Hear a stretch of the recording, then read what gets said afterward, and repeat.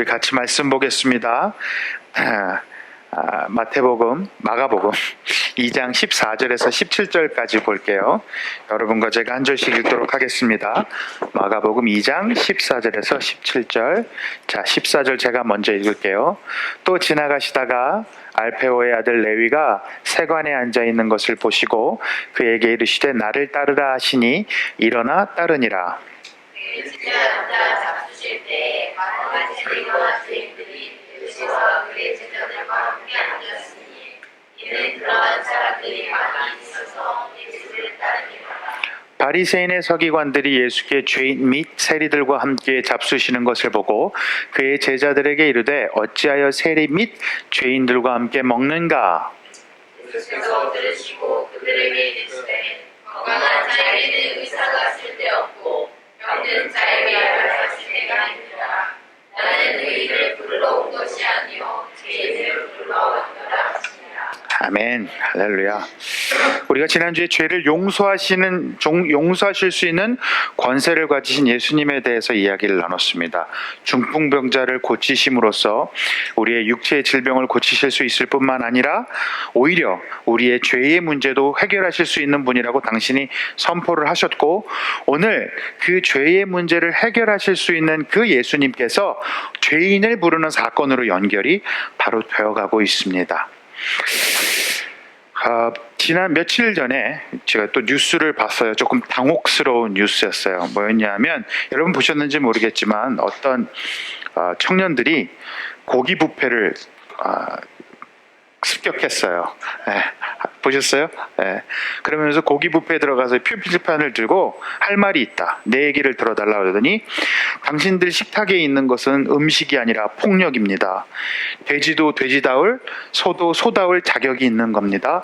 그러니까 고기를 먹지 말라는 거예요. 생명을 해치는 거라고.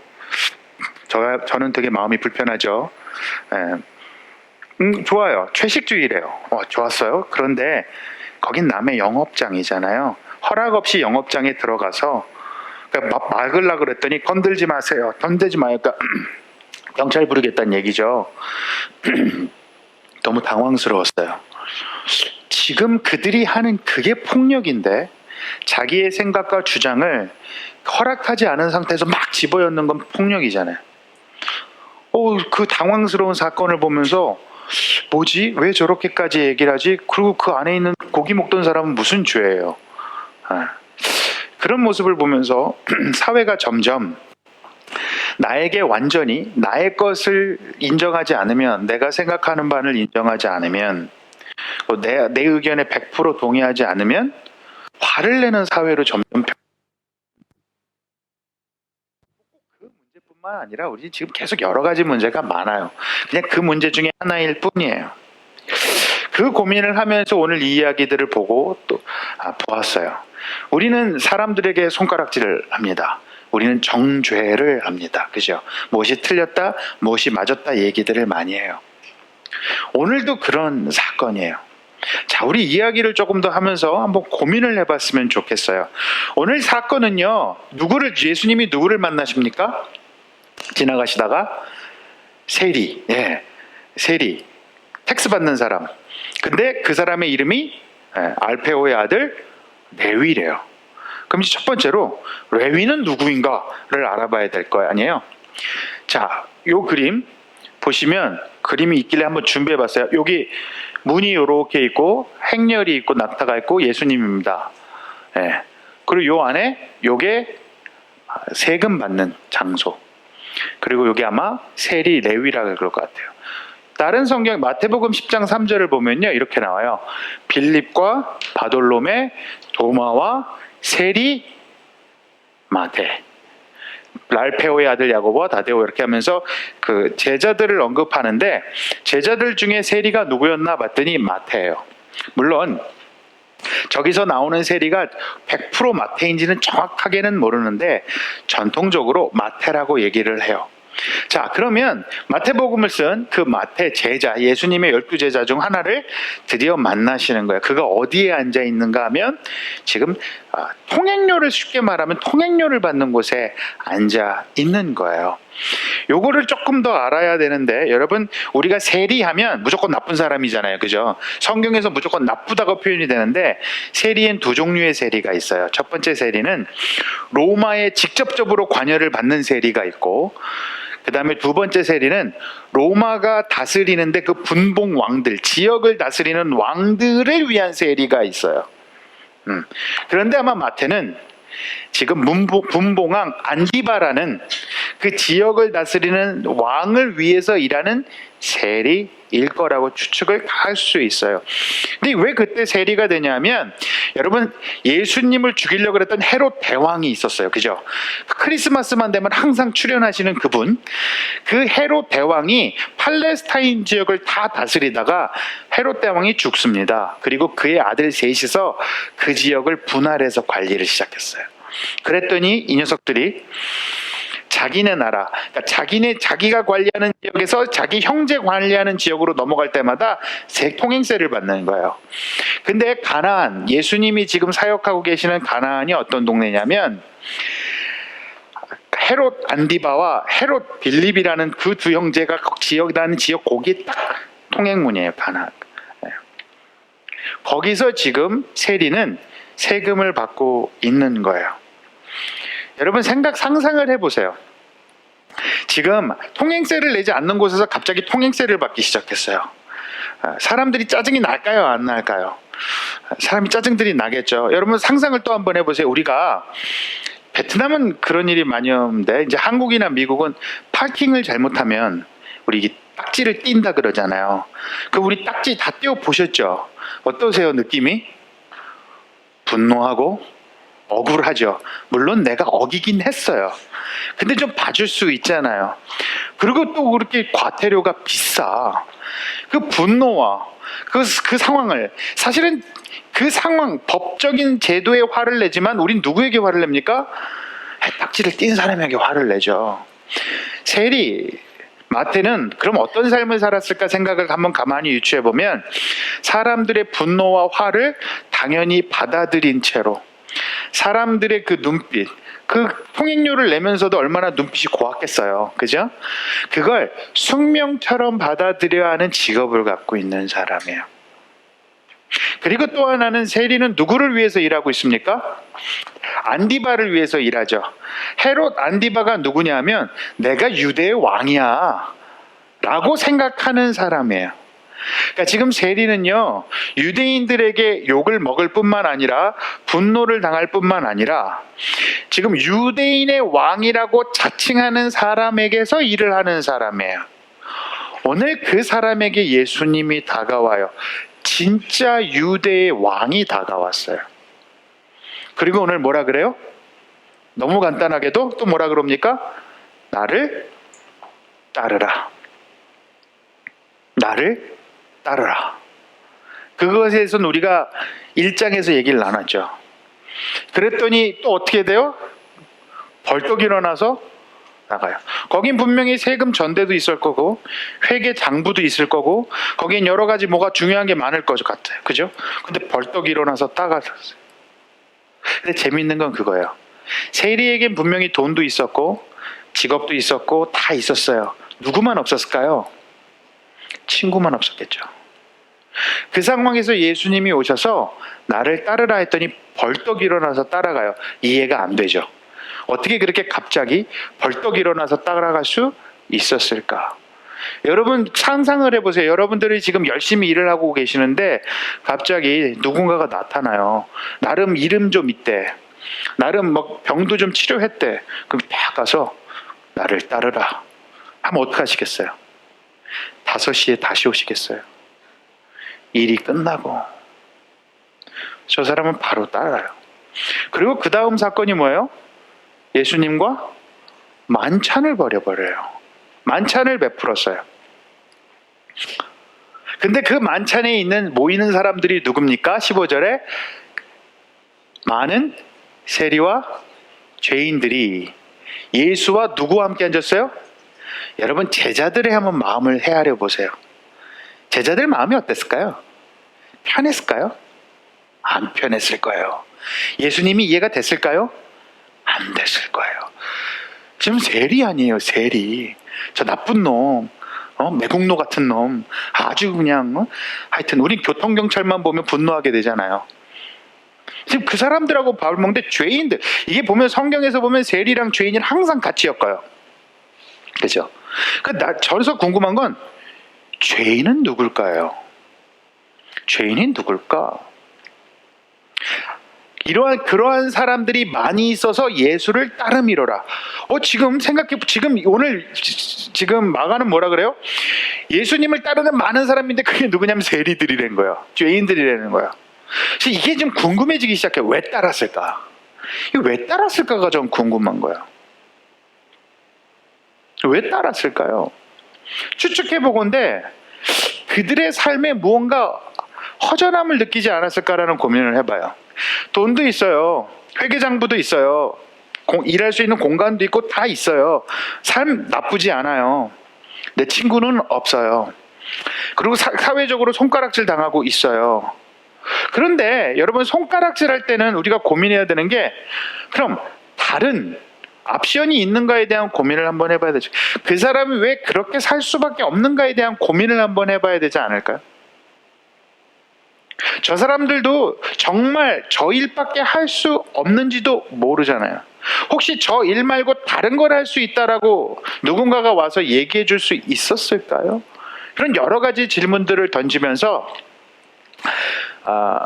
어떤 목사님께서 쓰신 책의 그림이 아주 잘 설명이 됐길래 제가 이렇게 찍어왔어요. 제가 만든 건 아니에요. 딱 봐도 아시겠죠? 네. 죄에 관한 것을 고민해 보는 거예요. 그래서 죄를 이렇게 나누죠. 이 죄의 열매들은 사회 규범에 대한 위반이에요. 도덕이, 윤리, 법에서 다루는 영역이라고 이걸 얘기를 해요. 근데 우리는 보통 이걸 갖고 죄인이라는 판단을 대부분 합니다. 이것으로 보았을 때요, 여러분, 세리들은 죄인인가요? 아니에요? 누가 보느냐에 따라 달라지죠. 로마 사람이 보면 누구예요? 죄인 아니죠. 아주 올바른 시민이에요. 유대인이 보면 누구예요? 죄인이죠. 왜 어떤 걸 얘기했어요? 도덕적으로, 윤리적으로 자기들의 종교법도 위반했어요. 그럼 죄인이에요? 자, 우리는 이거를 우선 우리가 해야 돼요.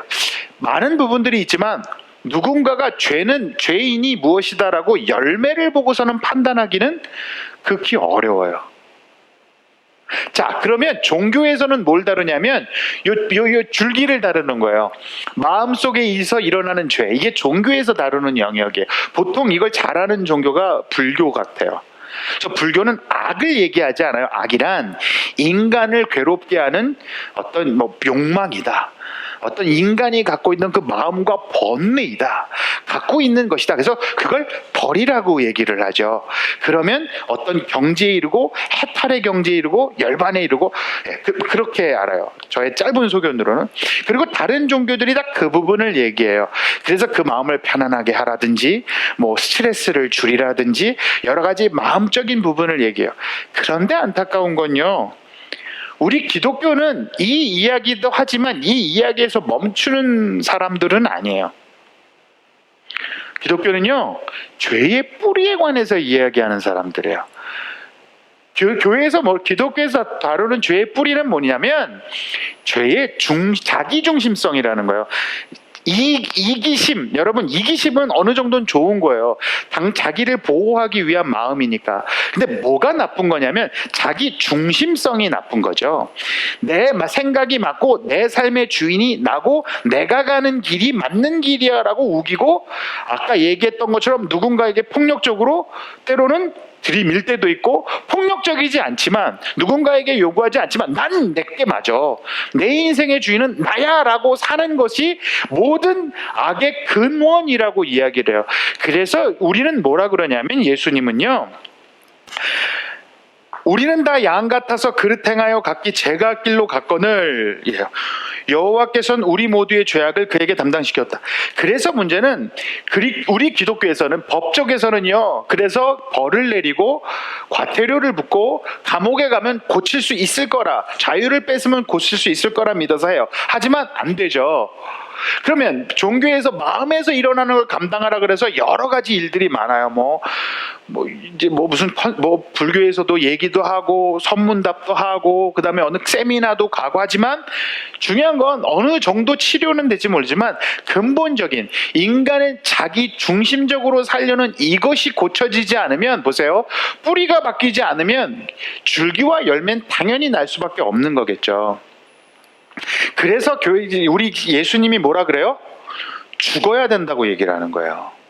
다시 태어난다라는 얘기를 하는 게 이유가 뭐냐면, 자기 중심성이 예수 그리스도와 함께 십자가에 못 박혀 죽지 않으면 이건 다 무의미하다는 얘기예요. 그래서 다시 태어나야 한다라는 표현을 했어요. 나를 살던 나의 중심성이 십자가에서 죽고 예수 그리스도와 함께 다시 부활한 새로운 생명을 가져서, 이걸 좀 더 쉽게 표현하면 우리가 예수 그리스도께서 쉽게 말하면 마태세리한테 나를 따르라 했을 때 그 부르심은 너의 중심대로 살던 그 삶을 다 버리고 이제 나를 따르는 나의 중심으로 살라 했을 때, 네 그럴게요 라고 말하는 순간부터 그에게 변화가 일어난 거예요. 다시 태어나는, 육체적으로는 다시 태어나지 않아서 신비한 변화를 느끼지 못할 수 있어요. 어떤 분들은 예수님 만났을 때 막 전기가 오르고 열이 나고 막 그런 경험을 체험해요. 막 하늘문이 열리고 막 천사를 보는 분도 있어요. 막 찌릿찌릿하다는 분도 있어요. 그리고 어떤 분은 담배를 피다가 담배가 갑자기 확 끊겼다. 술을 막 마셨는데 술이 갑자기 탁 끊겼다. 이런 어떤 강한 걸 경험하시는 분도 있어요. 그런데 대부분은 못 경험해요. 이게 대부분, 제가 이렇게 보니 대부분, 저도 마찬가지예요. 대부분 그걸 경험하는 게 아니라 우선 내가 그 사랑이 한 예수 그리스도가 나한테 나타났어요. 그래서 내가 놀랐어요. 나를 위해 십자가를 위해 죽으셨다고? 나의 죄를 위해? 나의 죄가 나의 중심성이라고? 그럼 어떡하지? 초대를 할 때, 네, 저 들어갈게요.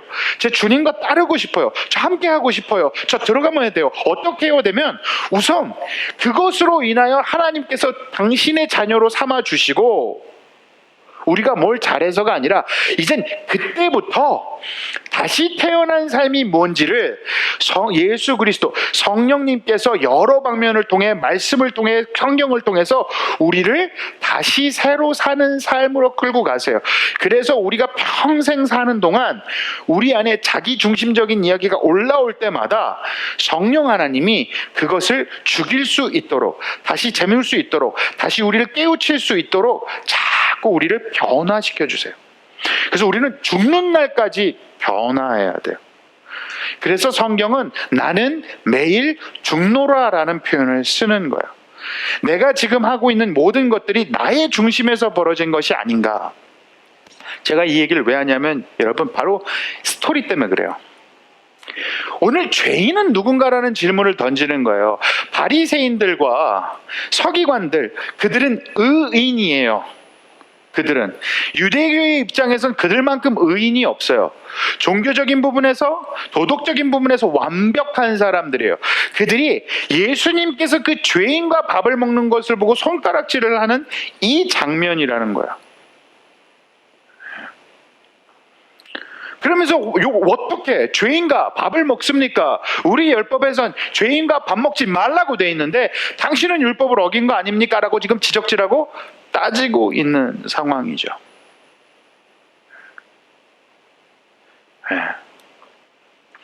그런데 여러분 생각해 보세요. 모든 종교와 모든 법은요, 사람에게서 그 죄의 해결점을 찾으려고 해요. 못 찾습니다. 왜냐하면 사람은 문제가 있기 때문입니다. 문제의 해결점은 어디서 찾아야 합니까? 복음, 예수, 하나님 말씀에서 찾아야 합니다. 그 예수를 지적하는 사람들이 지금 오늘 예수님의 행동을 보고 지적질을 해요. 그 문제를 고치라고 이야기를 해요. 그럴 때 예수님께서 던지신 말이 기가 막히죠. 예수께서 들으시고 그들에게 이르시되, 같이 읽어볼까요? 시작. 건강한 자에게는 의사가 쓸데없고 병든 자에게라야 쓸데있느니라. 나는 의인을 부르러 온 것이 아니요 그러면서 답을 하세요. 지금 바리새인들은 유대인 유대인들은 누구를 기다렸냐면 정치적으로 군사적으로 당신의 힘든 것을 풀어줄 메시아를 기대하고 있었어요. 죄인을, 환자를 치유하는 치유의 메시아를 기다린 게 아니에요. 자기네들이 국면한 답답함을 예수께서 군사적으로 뭔가를 확 풀어서 해결해 주실 분을 기다렸는데 예수님이 와서 딴짓을 하시는 거예요. 그러니까 화를 내고 있는 거거든요. 지적질을 하는 거예요. 그런데 예수님이 근본적인 걸 얘기하는 거예요. 그들한테. 그래, 너희들 의인이라고 생각하는구나. 너희들 치료는 필요가 없다고 생각하는구나. 근데 오히려 그 반증이 의인은 없나니. 그럼 어떤 죄인이 예수님이 필요하신가? 여러분, 저 말을 가만히 생각하면 너무 당연하죠. 아픈 사람은요, 어디가 아픈지 잘 몰라요. 제가 요즘 어깨가 너무 아파갖고 버티다 병원을 갔어요. 그래서 의사 선생님이 뭐라 그러냐면, 어떻게 오셨어요? 물어보더라고요. 근데 뭐 어떤지는 정확하게 모르겠어요. 여기도 아프고 저기도 아프고 땡기고 막 이러니까 한참 들더니 변명 이런 상태가 있는 것 같다고 얘기했는데 자꾸 점점 무서워지는 거예요. 막 병이 자꾸 커져.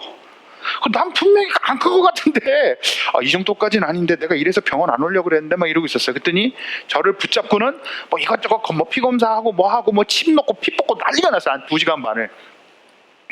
그게 괜찮아지는 거예요. 전부 다시 3일 후에 다시 오십시오. 목표를 다시 뭐 해야 됩니다. 이렇게 얘기를 해주니까 네 알겠습니다. 나오면서 돈은 많이 들였지만 진작 올걸. 내가 왜 지난 2개월 동안 이 고생을 했는가라는 생각을 했어요. 내 몸이 어딘가 아프다고 생각되면 당연히 우리는 의사를 찾습니다. 세리는 왜 예수를 갑자기 따랐을까? 자기가 죄인인 거 자기도 알아요. 유대인들이 자기를 싫어하는 거 자기도 알아요. 모르는 거 아니에요. 그런데 해결책이 없는 거예요. 그래서 해결책을 기다리고 있었던 것 같아요. 해결책을 기도하고 있었던 것 같아요. 그런데 어느 날부터인가 소문이 들려요. 나사렛 예수라는 젊은 청년이 돌아다녀요. 젊은 사람이. 그런데 그 사람은 병을 치유한대요. 그런데 그 사람은 죄를 용서하는 권세도 가지고 있다고 자기가 선포한대요. 그 사람이 갑자기 자기한테 와서 따르래요. 예수님이 부르는 죄인은 누굴까? 자기가 죄인인 거 아는 사람. 내가 죄인인 거 알아요. 내가 아픈 거 알아요. 내가 지금 잘못된 거 알아요. 근데 뭔지 모르겠어요. 뭔가 이상해요. 뭔가 해결이 안 나요. 그래서 고민하고 있는 사람.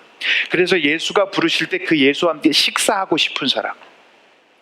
누가 뭐라든 그 예수님과 함께 그 만찬의 자리에 앉아 있는 거예요. 여러분, 저 그림이 좀 네게티브한 것 같잖아요. 근데 보세요. 세리들과 죄인들은 지금 잔치를 벌이고 있는 중이에요. 예수님과 만찬을 벌이고 있다고요. 그 예수님과 만찬의 좌석에 가고 싶은 사람. 예수님을 따르미러라. 예수님을 따르고 싶은 사람. 그가 무슨 얘기를 하는지 알고 싶은 사람.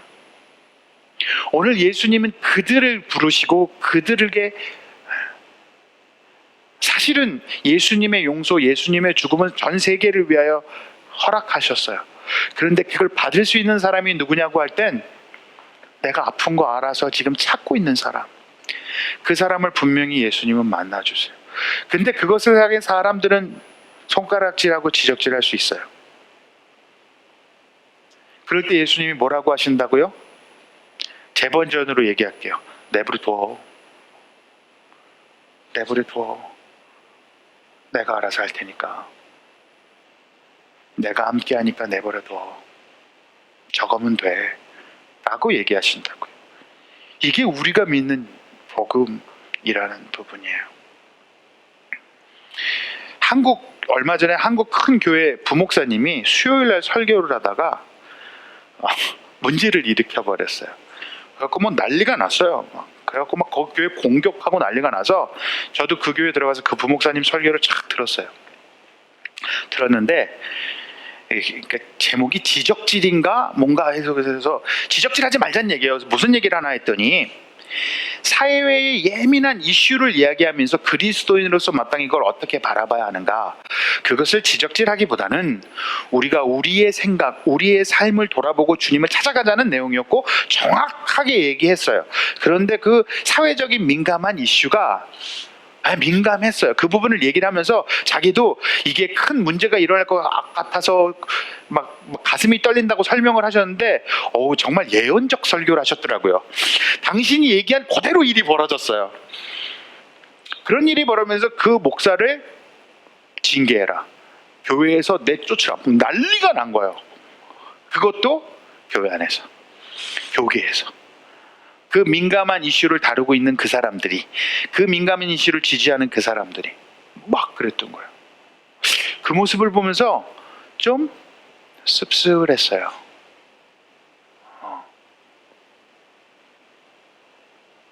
나는 나와 완전히 동의하지 않으면, 분명히 그 설교는 그것을 뭐라고 하는 설교가 아니라 우리가 우리를 돌보고 우리를 바라보고 하나님께 나아가자는 설교였는데 그 전체적인 맥락은 다 무시하고 그가 했던 얘기 몇 군데만 딱 뽑아서 나와 동의하지 않는다 하여 막 공격을 하는 거예요.